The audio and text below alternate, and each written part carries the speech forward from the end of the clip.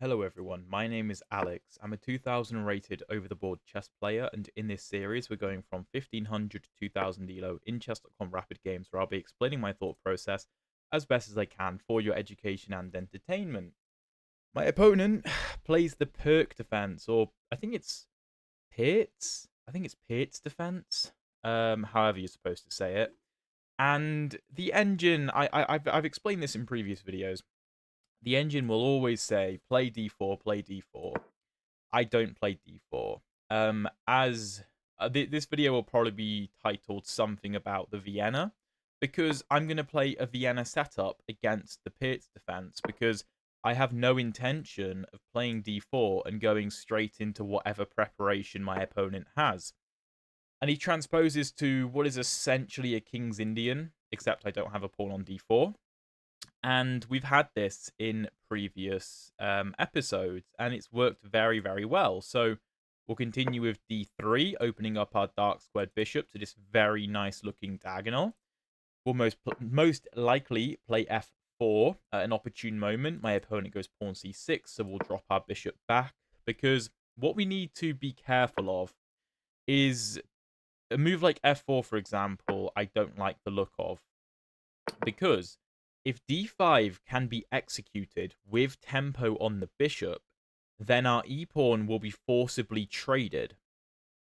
Because if d5 were to happen right now, let's say, either we drop the bishop back and a trade happens on e4, or we have to take to avoid our bishop hanging, right?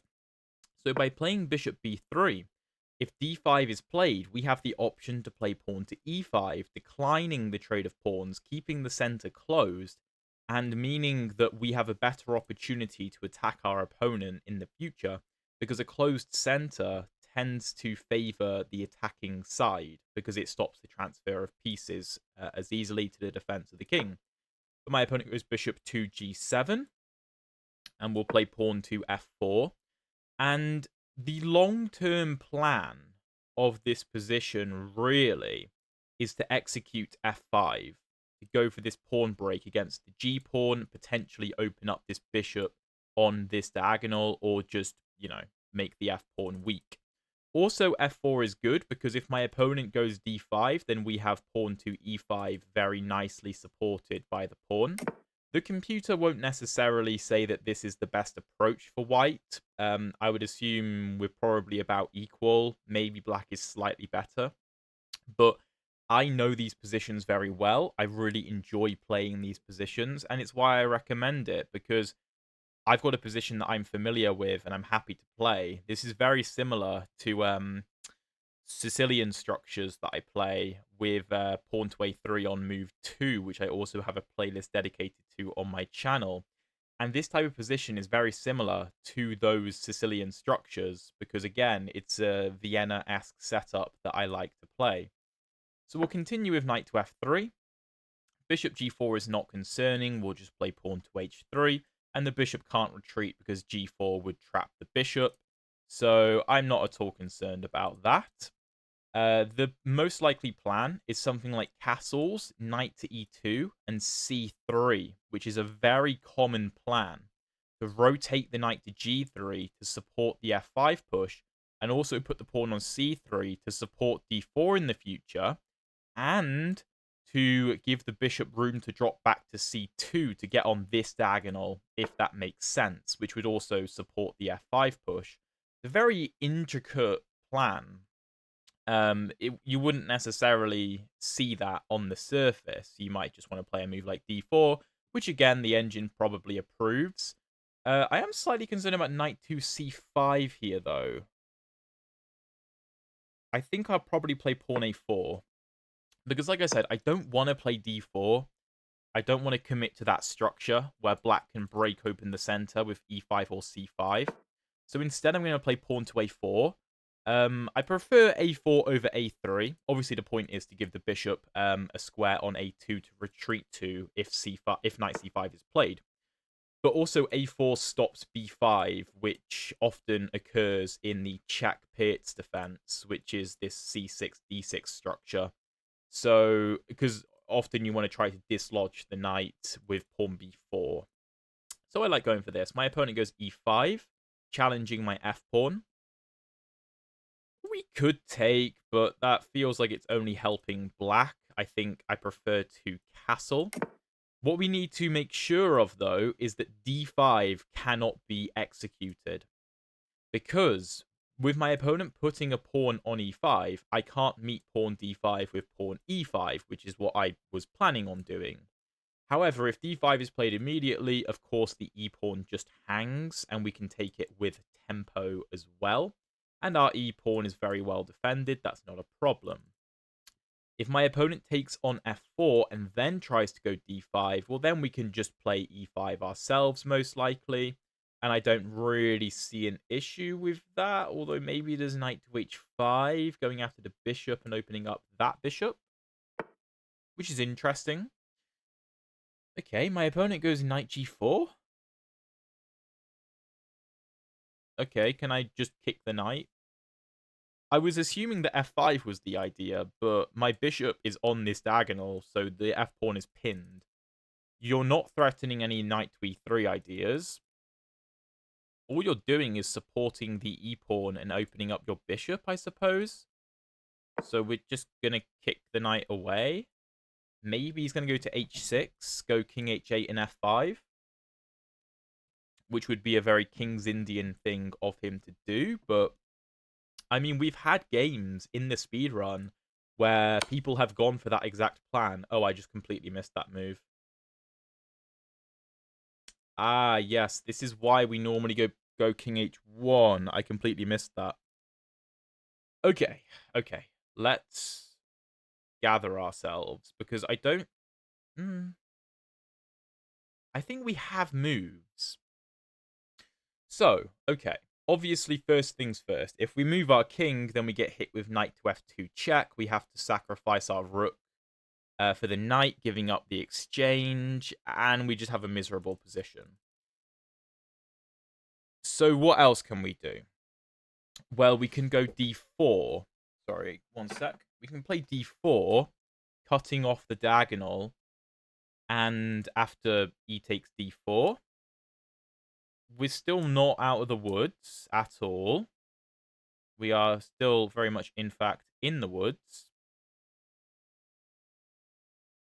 Yeah, we also can't do something like taking here, allowing d takes c3 with discovered check, because after something like king h2, my opponent takes on b2, supported by the bishop, forking our pieces, which we're going down way too much material there.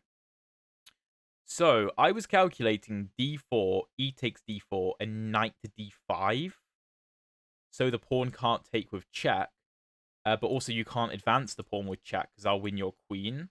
And after c takes d5, then we take on g4, and then after d3, check king h2.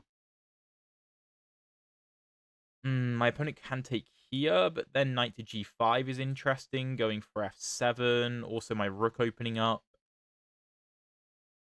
That's an incredibly messy position, and we're probably objectively losing. But I don't see anything else, so I'm going to go d4. By the way, if you're enjoying this video so far, please drop a like and subscribe if you haven't already. I'd really appreciate it, as we try to find our way out of this pretty bad position. I'm also noticing that I can play pawn to a5. Because remember, this knight is still hanging. He does have ideas of knight e3 if he wants it, hitting my queen. But I mean, pawn a5 is very tempting. So it kind of is the same idea as knight d5, except I'm not sacrificing a knight. Pawn a5, you still can't take here with check, because I win your queen. So a5, if queen c5 staying on this diagonal, then I think knight to a4 is quite strong, and the queen and the knight are just hanging. If you go knight e3, I take your queen, you take my queen, I take your knight. You take, I take. I think I'm up a piece. Yeah, I'm up a piece in that position. So I think a5 is the only move, and it might be quite a good one. Does he have anything else? Am I missing something? a5, knight e3, take, take. Then I take with the knight, though, and I'm still up a piece. This is a super complicated position. I really should have played king h1 first. I just didn't... I just completely forgot about the weakness of this diagonal. Completely forgot about it. Which is why I normally prepare this whole plan with a quick king to h1 to get off of any tactics on that diagonal. But hopefully this is actually okay for us, because two of black's pieces are hanging. Now, one of our pieces is also hanging. So black could play a move like queen c7 and basically say, okay, that's fine, I've won a pawn, you can take my knight, but I'll take your knight. And after something like takes and bishop takes, what, black is up a pawn? But we are getting pawn to f5 there, supported very nicely by our new pawn on g4. And we also have a good amount of central space. d6 is also weak. Bishop coming to f4 to apply good pressure. I think we have a lot of compensation for being down the pawn. Yeah, we are down one pawn. So, no, this is a really interesting position. Super complicated. I don't think the black queen can afford to hang around, because then my knight gets off of this, gets away from being taken. You need to have the option of taking my knight, I think. And like I said, these knight to e3 ideas counterattacking my queen, I don't think they work. I mean, not least because I can just take the knight. And then your queen is still hanging, so you can't take my bishop anyway. So, yeah, this is really interesting. And also, I think, a very good lesson in not panicking. I mean, when this queen b6 move happened, I admittedly did panic a bit. And I was like, oh, whoa, I've just blundered something really bad here. But one, I think it's good to add complication to a position. Don't just play king h1 and resign to the fact that you're going to lose the exchange. Because if you lose the exchange, particularly because we don't have really any good counterplay there, because the black center is very strong, it's, in my opinion, almost better to play a potentially worse move like d4, just because it complicates the position, right? And black has questions to answer now. So we can stay calm, not panic, make my opponent think, and maybe this is actually a refutation of the position. I don't know. I do think queen c7 is the best option. Although, wait, I don't actually have to take this knight. If a move like queen c7, I could just take the pawn on d5. And then this knight is still hanging. So I actually just get the pawn back. Oh, whoa. He's going to sack his queen? No, this can't work. This can't work. This is a massive overreaction. Massive overreaction from black. He does not have enough compensation. I understand he can take here with a fork. If here, queen c1, there's just not enough. There's not enough. I mean, we could even play a move like rook b1 or rook a2. Oh no, rook a2 would allow pawn promotion. But I mean, bishop takes. If bishop takes, rook a2, knight e3, queen d6, knight f1. Maybe it's better to just go rook b1. And after b takes c1, queen takes c1, the knight is still hanging. Yeah, we don't have to allow it to the e3 square, do we? We don't have to do that. My bishop keeps an eye on that. It's still complicated. Although I said that black does not have enough compensation for sacrificing the queen, it's still a complicated position. There's there's lots of different things going on here. Um, and we need to be aware of everything and try to navigate the position as best as possible. However, once we emerge on the other side of it, I mean, what compensation does black have for the queen? Like 2 minor pieces and a couple pawns? A few pawns, maybe? The issue is, I still have very active pieces ready to come into the game. I still have this f5 break if I want it, and I don't see how the black king is going to survive. Okay, so he takes. We're going to take with the queen so that we cover knight to e3. I'm expecting knight back to f6.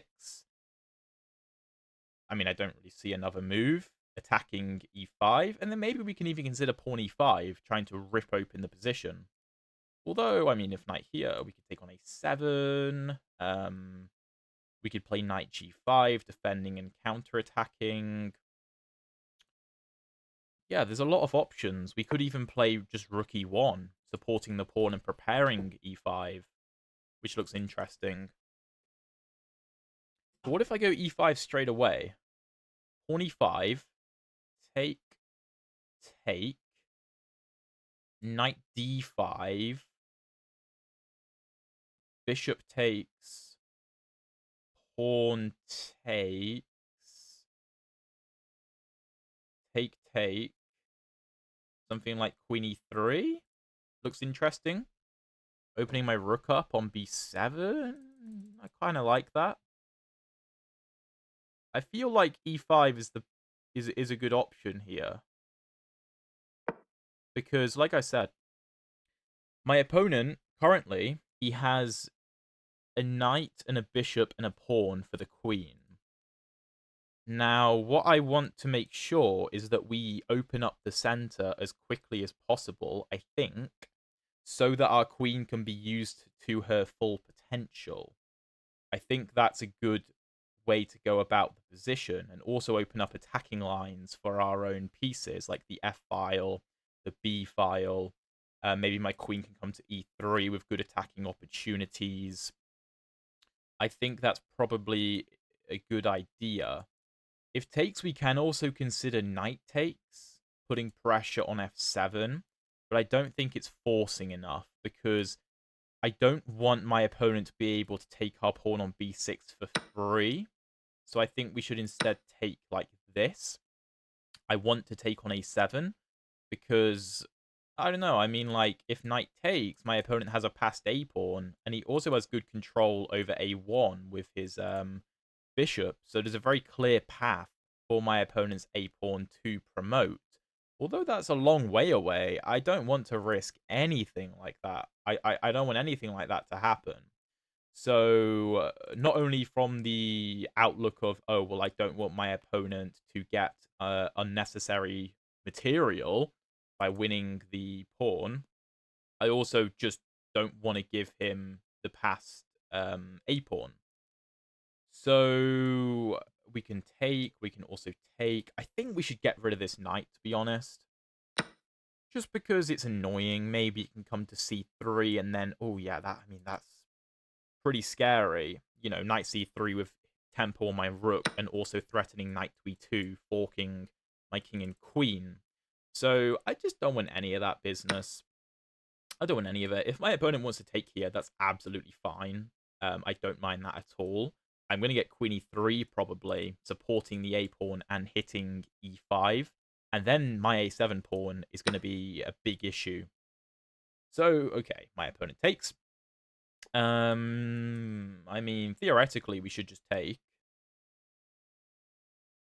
queen e3. Yeah, that looks good to me. My opponent now has 2 bishops. Is it 2 bishops and a pawn for a queen? So it's the bishop pair versus the queen, effectively. Yeah, 2 bishops and a pawn for the queen. The bishops are good, though. I mean, this bishop probably wants to come to f5. For the time being, it can't. This is not over. The bishop pair is very strong. So, this is not over. I think queen e3 makes the most sense. Queen e3, rook e8. Uh, That's a little bit annoying. What about queen g5, trying to skewer the d pawn? Well, no, then he can give a check on d4, which is annoying. So I need to make sure I control the d4 square. So I think queen e3 has to be the move. Queen e3, rook e8. What can I go for there? Maybe just queen to c5, applying pressure, keeping an eye on d4. Interesting. Preparing a move like rook e1. Obviously, I'm not going to blunder some skewer, hopefully. I do have plenty of time on the clock to make sure that we're not going to blunder anything like that. But this is not the time to be lazy and to be impatient. This position is far from done. There is a lot of work left to do. And we need to make sure we convert this because we should win this. We also have to make sure we don't trade off too many pawns because then, you know, two bishops and a pawn draw to a queen, if not beat a queen. Probably draw to a queen. But I don't want to draw. I've got a queen for two bishops and a pawn. I should win this. But we need to try to do our best to take advantage of black's weaknesses and use our own strength on a7, right? We should win this, but it's not simple. So, if rook to e8, queen f3 looks interesting, forking the pawns, and you can't really play bishop e6, because then I will take on b7. Also, this is a threat, picking up the queen. That would pick up the queen, so we need to move the queen anyway. Or move the king, but probably move the queen. So queen f3, I think, is a very strong move.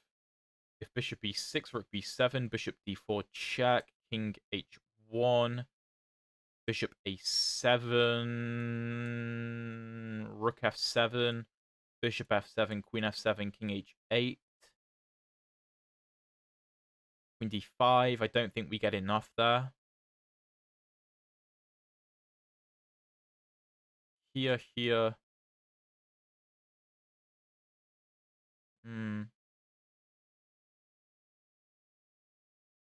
bishop's undefended, though, but it can always go to d4 with check. What about queen f2? Stopping bishop d4, keeping an eye on a7. f6, I would expect.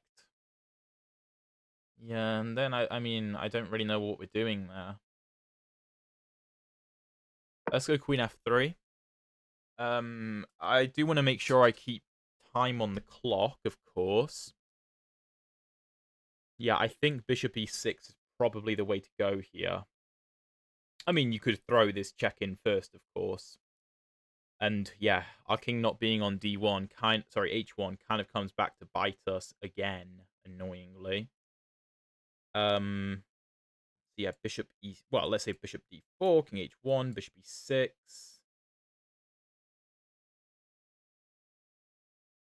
Rook b7, bishop a7.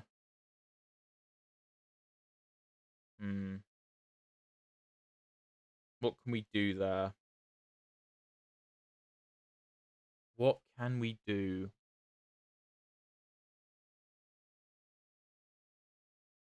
I'm struggling to come up with ideas. Our c pawn is weak, and it is weak, but we do have good play on the 7th rank. He does find bishop e6, which I do think is the best move. Point is, I can't protect my a pawn anymore, or sufficiently, because he always has bishop to d4. I mean, I could return to e3, technically, because now this doesn't work, because the bishop is in the way of the rook. I could also go to f2, keeping an eye on f7, supporting a7, stopping bishop d4. This is a threat. Let's say rook e7.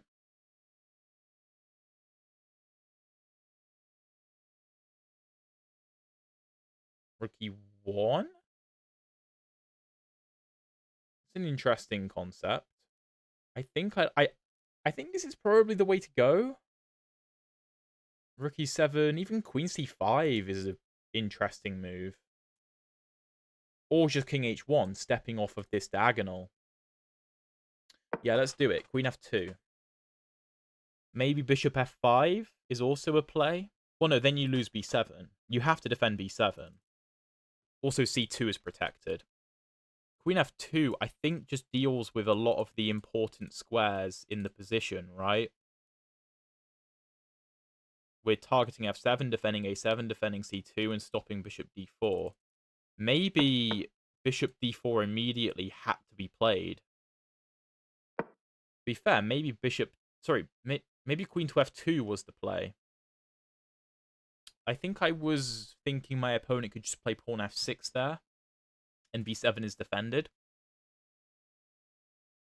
But maybe that's not even a big deal. I mean, we have a move like rook e1, for example, with threats of take... Oh, no, because the rook can just take. And maybe we get enough counterplay there for the sacrificed exchange. I don't know. There, my opponent would have a rook and a bishop and a pawn for a queen, which technically should be enough, but is going to be difficult to hold. He does go rook e7, yes. Here I thought queen c5 was interesting, although maybe it is just rook c7. Yeah, probably rook c7. What about rook e1? Rook e1, let's say bishop g7. Do I gain anything there? I don't think so. Although maybe here, and then this. Because then the bishop doesn't support c7, right? So let's say rook d7.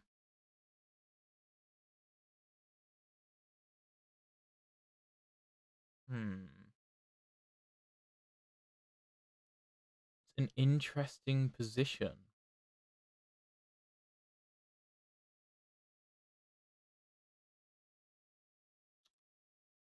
Okay, I think I like this. What about bishop c3, though? That's an annoying move.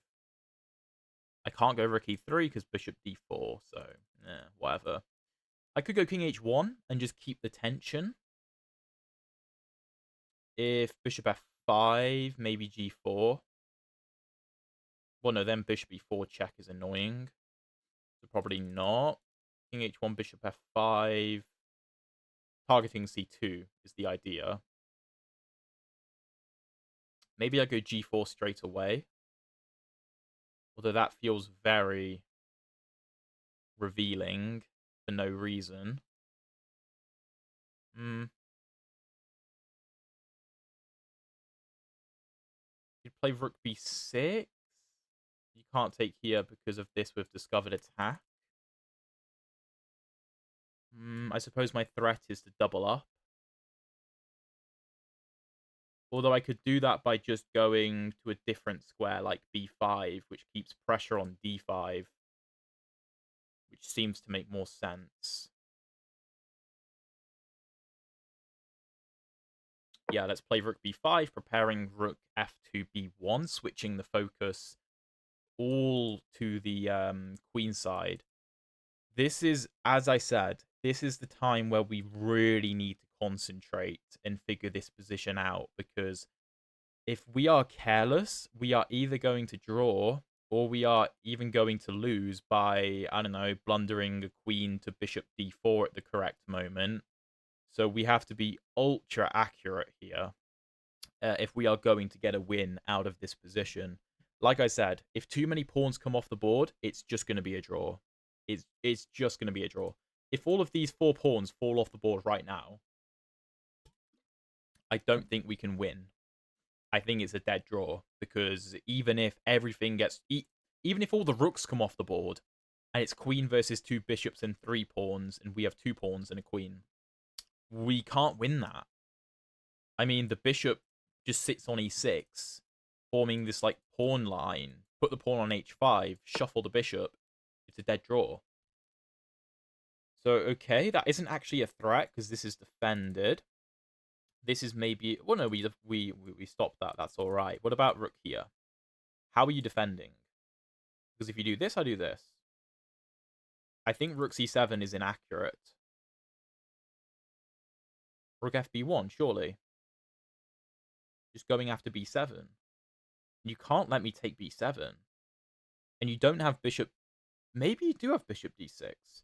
If you have bishop d6 and I take, then you do have this, because my rook no longer controls that square. So if here, king h1, you still can't play it, because my rook is controlling that square currently. Let's say bishop c8.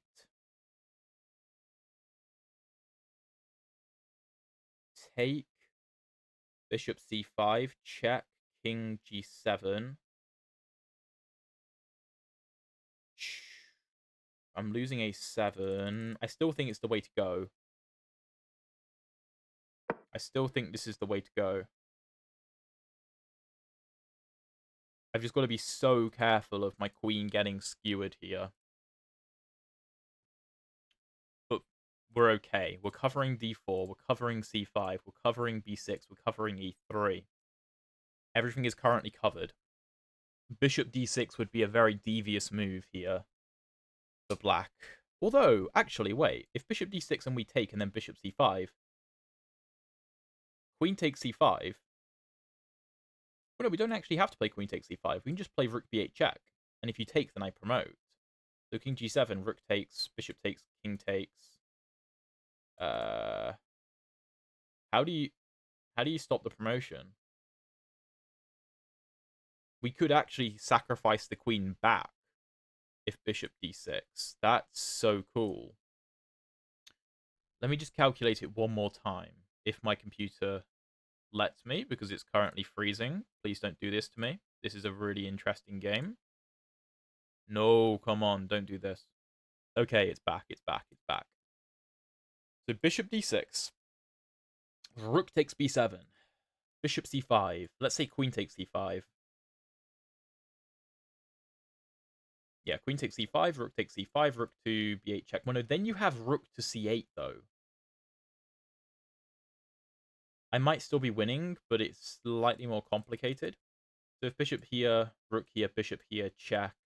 If rook back, then we take, and the rook can't take because it's pinned. So bishop d6 take. Here, check. If your rook takes my rook, then I just take with promotion. So king g7 forced. Queen c5, rook c5, rook a8. The threat is rook g7. Sorry, rook to g8 check, followed by promotion. So rook a8. Sorry, rook a5. I can't talk.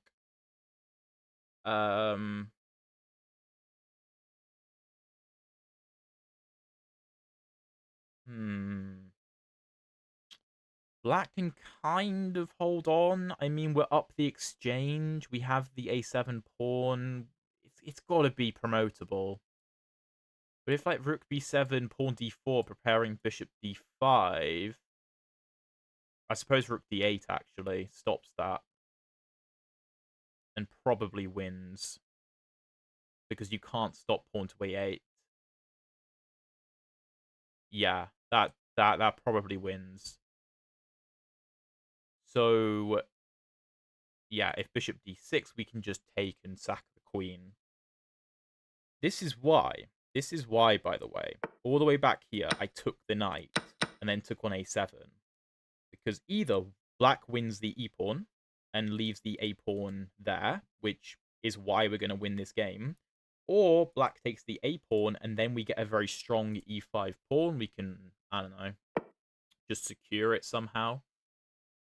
Oh, that is an interesting move. If I take with the rook, then you can take here.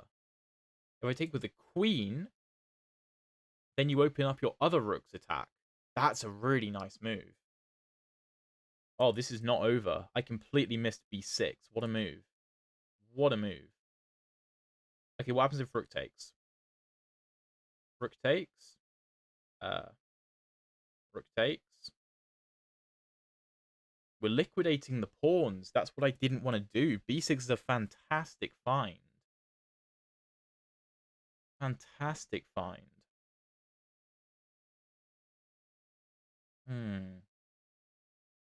How do we do this?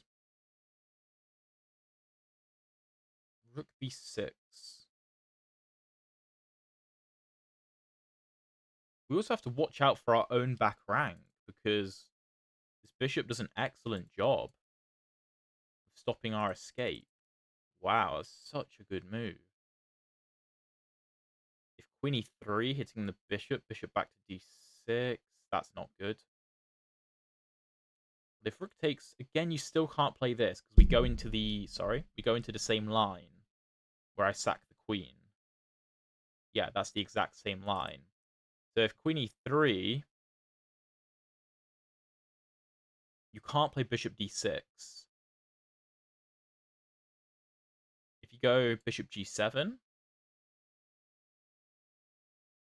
probably slightly improved.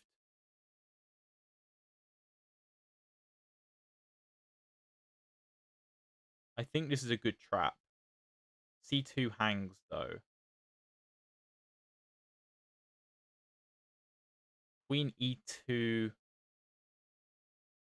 doesn't work. Let's go queen e3. I'm trying to get a win out of this.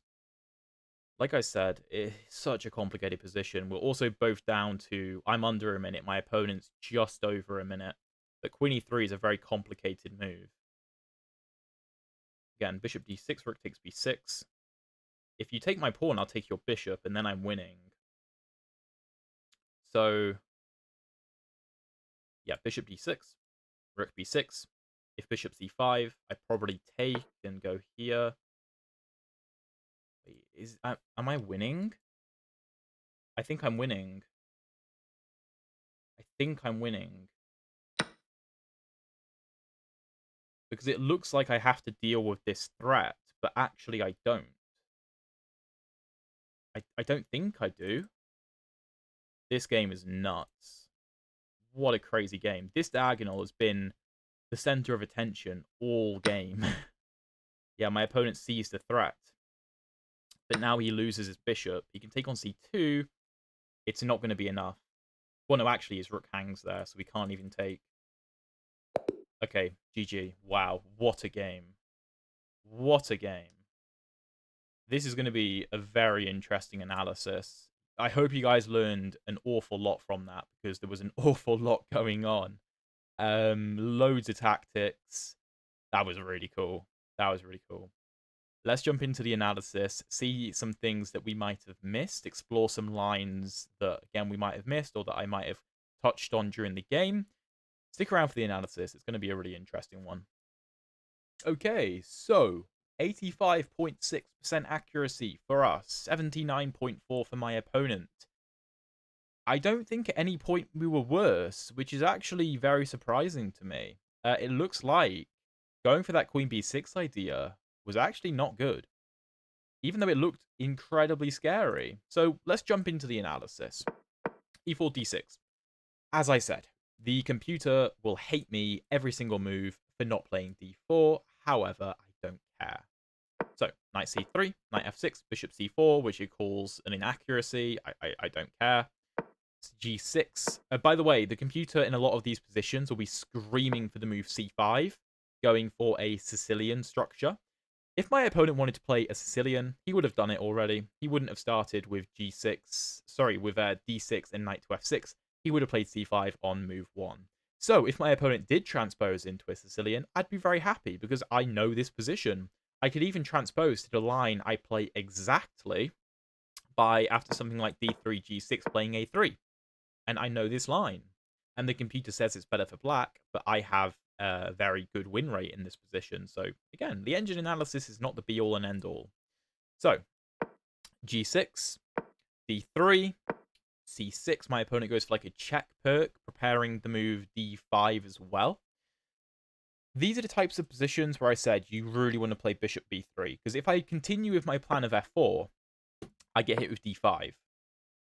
And either I will trade the pawns in the center, which I don't want to do, or I will retreat my bishop, and the pawns will get traded in the center anyway. And the computer wants to trade the queens. I don't want to trade the queens. That's incredibly boring, and I don't want any part in it.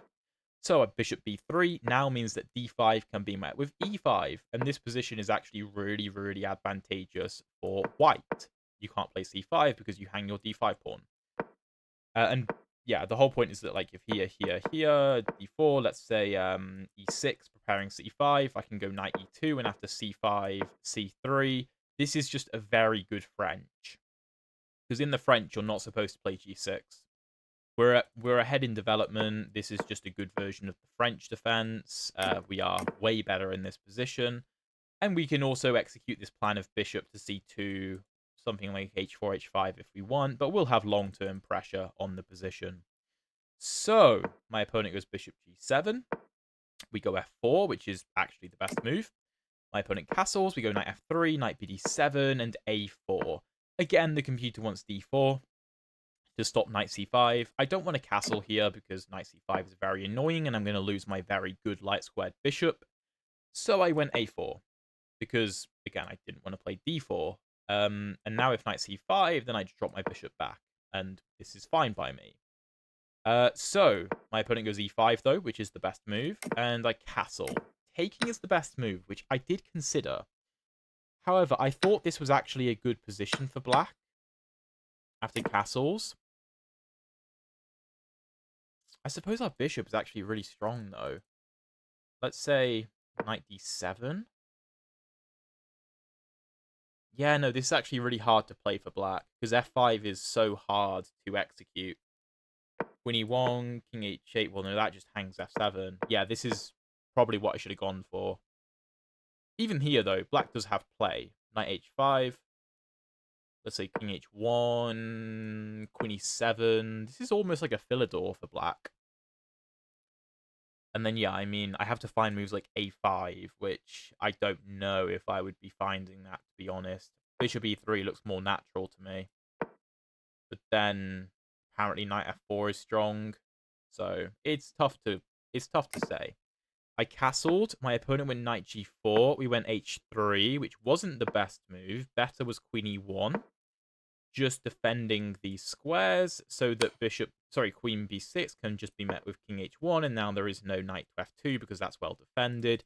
And this knight is going to get booted back by h3 eventually. But I went h3 immediately, queen b6, and here d4 is forced. If I play king h1, then just knight f2, I have to give up the exchange, and I don't really have sufficient counterplay. I can try f5, but, I mean, I don't actually understand what we're doing here. I mean, d5, our bishop's out of the game. This looks horrific. So, d4, I just thought that this was the only try. Even if it doesn't work, it's the best try. So, ed4, of course. My initial thought was that knight to d5 was interesting. And after cd5, hg4, if this isn't a move, it is. But if it isn't a move, let's say d3 check, king h1. I mean, even now, I mean, like, I don't know, dc2, bishop c2. Basically, my point was, if you can't play this, and let's say you play a move like knight f6, then f5 is interesting. Supported by these pawns, the bishops open up, the knight's ready, the rook's ready. We had okay counterplay. But then I realized, wait, we can attack the queen a different way with a5. And here I concluded that queen c7 was the best move, which the engine agrees with. Queen a5 was the other option. Sorry, queen c5. And after knight a4, which would be the only move, because this is a renewed threat, and we need to attack the queen. Queen a5, hg4. There is b5, and the knight can't move because the rook hangs. But here we get this kind of pawn pyramid with f5, which is what I wanted. And although we, after b takes a4, rook takes, and queen b6, we're down a pawn, you can see that we have excellent attacking chances, and this is the kind of thing I wanted. I also thought that if my opponent played queen c7, we had a couple of options. We either could have gone knight takes d4, and after the knight retreats, then we can go for f5, and this is a very nice looking position, although we do give away the e5 square. Or we could play hg4, dc3, bc3, bishop c3, rook a3, and then prepare the move f5, although the engine thinks that that's wrong. What does it want? Rook a3. Okay, because knight c5 would come with tempo otherwise. And then, let's say, bishop back for the sake of argument, then f5.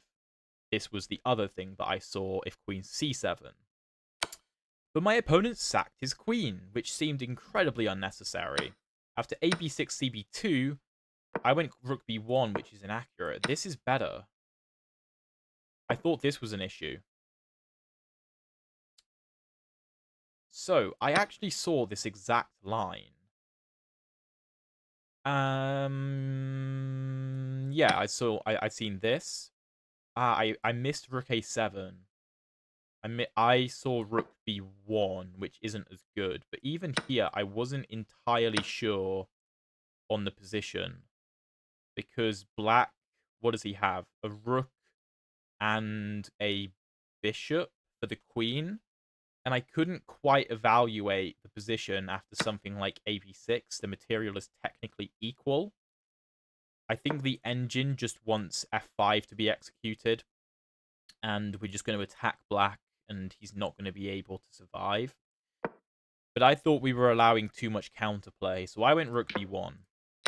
Take, stopping knight e3, forcing the knight back, and here I went e5, which is the best move. I considered taking on a7, but then there's knight e4, and I can't really protect this pawn anyway. And also d5 is going to be played, shutting my bishop out of the game. Also, there is the threat of knight c3 hitting the rook, followed by knight e2 forking my king and queen. So the engine finds queen a3 here, and if knight here, then we actually take on d6 and just sacrifice the exchange. And then again, knight g5. So this is really what the engine wanted. I thought e5, take, and knight d5 was very concrete. Take. Here, I figured that if my opponent takes on a7, we could just defend the pawn with a move like queen e3, which the engine blesses. My opponent took on e5 instead, though. Take, and queen e3 is the only move. Queen e3 is the only move. Huh. Well, that's what I'd concluded in my calculation. The second best move is queen d1. And here, black is almost equal. Almost equal. Because, yeah, he has, two bishops and a pawn for the queen. And the bishops are quite good. And there's not many weaknesses in the black position. f7 is easily defended. So queen e3, keeping the pressure on. Rook e8. Here I have to be careful, because a lazy move will allow bishop h2. So let's say, I don't know, rook fe1. Okay, this actually doesn't work, apparently. So we're still winning here, because we get enough material for the queen. And you can't take, because I'll win your bishop. So that actually does win. But I went queen f3. That's a mistake. Queen f2 was the move, which I later saw. I had figured that f6 was very strong. This was my thought process. And now I need to find queen c5, hitting this. Let's say you defend it.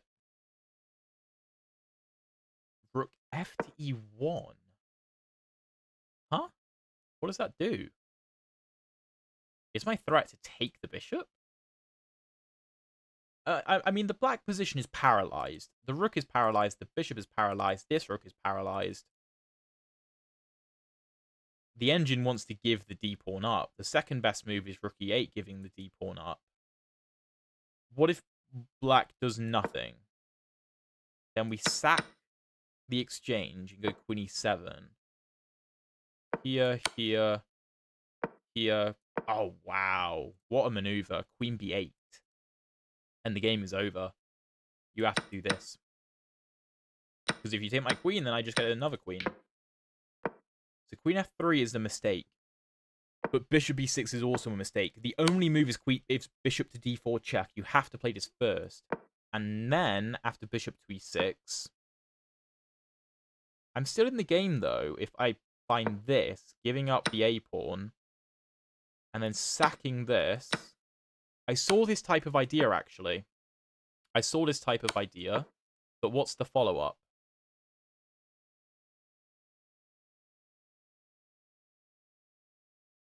What? What is rook f4?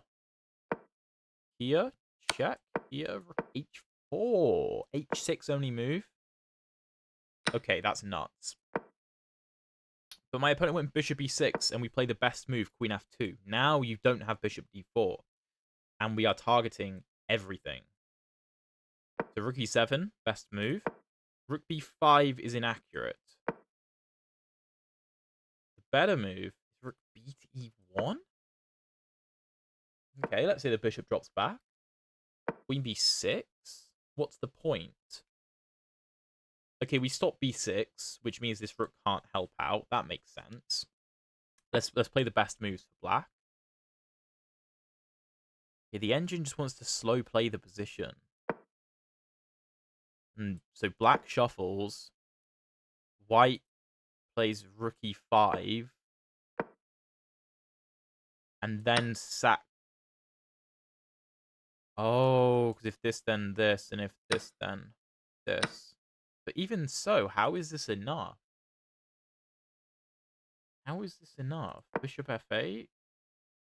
King h2? Bishop, sorry, rook d7? h4? Bishop g7? Again, it just wants to slow play this. Like this, King h3 is the best move, apparently. I don't know. It's hard to play this for a human because you can't see a way in. But okay, I went rook b5, which I thought was a very good move. My opponent went rook c7. I went rook fb1, which is a mistake. Queen e3 is the move, which I later played. And after this, king h1, rook d7, rook a1. Let's say black just shuffles. What's our plan? Huh. b6, and then we just take, and then if we take, then we win this. Okay. I went rook fb1. My opponent found the only move. I thought that he was going to do this, and then I was going to win this. Or I thought he was going to play bishop d6, and then I was going to take on b7, and then hit him with, after this, rook b8, king g7, queen c5, rook c5, and rook a8. And after rook... No, not rook there. Rook a5, I was going to go rook b7, and after d4, preparing this, I saw rook d8, stopping that, and then I'm going to promote, and there's nothing you can do about it. That's what I calculated. My opponent played b6, a great move. I played queen e3, which is the best move. I'm so happy I saw that. The problem is I couldn't figure out what we were doing in this position. Again, queen e3 is apparently the move, or sacking on e6, and after this, we sack. King g7, queen d5. This I can understand, because then we have the passed c-pawn, and we can make something of that. Still, not easy. Queen e3. Bishop d6 loses, though. The best move is bishop c3. Rook b6. Rook a takes a7. Rook 6 to b3. Bishop back to f6. And then we just keep playing and trying to get something. Queen f4. Bishop f5. Rook g3. I honestly don't know what we're even accomplishing. Yeah, I have no idea. I mean, black can just shuffle. Here, rook e3. Let's say the king goes back. g4. G4. Okay, interesting. My opponent fell for my trap, though. And we play rook b6. And he realized that he can't do this because of check here. And it's the exact same line we had before. The exact same.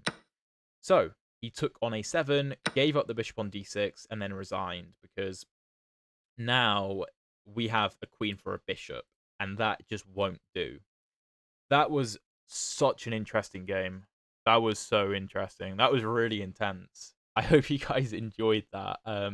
Hopefully there was an awful lot learned. Yeah, that's about it. If you want to see another game where I use this Vienna system against the sort of King's Indian Pits defense, check out the video up here. It's another banger. And if you want to see the previous episodes of the speedrun, check out the playlist down there Thank you all for watching. For those of you who stick around until the end, you're the real goats. I love you. Not in that way. And I'll see you in the next video.